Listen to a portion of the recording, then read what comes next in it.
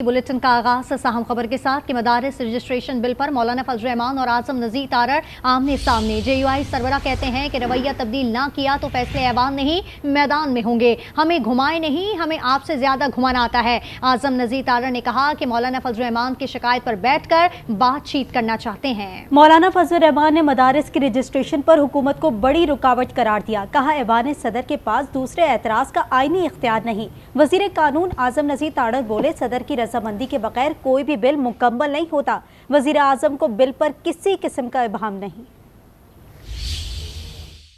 हम ऐवान का इस्तेहकाक, आईन का इस्तेहकाक उसकी जंग लड़ रहे हैं। हम रफ्ता रफ्ता इस बात की कोशिश कर रहे हैं कि किसी तलखी की तरफ हम न जाएं, क्योंकि पाकिस्तान इसका मुतहम्मिल हमें नज़र नहीं आ रहा है आज के हालात में।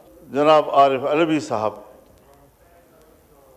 के वक्त में एक बिल यहाँ से गया, उन्होंने उस पर 10 दिन के अंदर दस्तखत न किए तो यहाँ पर एक्ट पास किया गया, उसका नोटिफिकेशन कर दिया गया। सो अगर आइन का पहला हिस्सा वो खामोश है इस हवाले से, लेकिन नज़ीर कायम हो गई और उस नज़ीर के तहत आज हम कह सकते हैं कि सदर का वो एतराज़ वैलिड था और उसका जवाब हो चुका। अब उसके पास दूसरे एतराज़ का कोई आईनी इस्तेहकाक हासिल नहीं। आइन सराहत के साथ कहता है कि अगर 10 दिन के अंदर वो दस्तखत नहीं करते तो फिर वो एक्ट बन जाए। मुल्क को मौजूदा सूरत हाल से निकालने के लिए ऐवान की कमेटी बना दी। मुज़ाकरात तब तक कामयाब नहीं होंगे जब तक सब मिलकर न बैठें। रहनुमा PTI शेर अफजल मरवत कहते हैं कि ऐवान में हर वक्त ऐसा माहौल होता है जैसे सौतने लड़ रही हूँ। ख्वाजा आसिफ का बहुत एहतराम है, लेकिन उनकी ज़बान भी आग उगलती है। पहली बार PTI की तरफ से ठंडी हवा का झोंका आया। वज़ीर दिफा ख्वाजा आसिफ कहते हैं कि मुज़ाकरात गन पॉइंट और पेशगई शराइत पर नहीं हो सकते। सिविल नाफरमानी की कॉल भी देते हैं और मुज़ाकरात का भी कहते हैं। तलखियाँ बढ़ी तो मुज़ाकरात की कामयाबी की तवक्को ना रखें। आप किसी इनिशिएटिव की बात करते हैं तो कोई कम से कम जो है ये गन पॉइंट के ऊपर तो मुज़ाकरात नहीं हो सकते कि आप बार बार जो है इस्लामाबाद पे हमला करें, साथ जो है कॉल दें सिविल नाफरमानी की और उसके बाद के मुज़ाकरात भी होने हैं। हमारी इस जंग के अंदर नुकसान तो मुल्क को हो रहा है ना, तो धमकी से जो है मामलात हल नहीं होते। सियासतदान सियासी ज़बान इस्तेमाल करते हैं मुज़ाकरात के लिए या मामलात के हल के लिए। खुशगवार ठंडी हवा का झोंका आया है पहली दफ़ा उधर से। मेरी ज़ुबान में भी कोई शरीनी नहीं है। ये सुभान अल्लाह कहेंगे, मैं भी सुभान अल्लाह कह दूंगा। आपकी तरफ से कौन से जो है फूल झड़ते हैं जो ज़बानों से, ये तो क्विड प्रो को जो है सियासत का हिस्सा है। PTI ने मुज़ाकराती कमेटी के हवाले से कभी कोई बात नहीं की। हुकूमत और अपोजिशन में बातचीत के बगैर जमहूरी निज़ाम नहीं चल सकता। वज़ीर आज़म के मुशीर बराए सियासी उमूर राना सनाउल्लाह कहते हैं कि वज़ीर आज़म ने असम्बली फ्लोर पर कहा था कि हर इशू पर बातचीत के लिए तैयार हैं।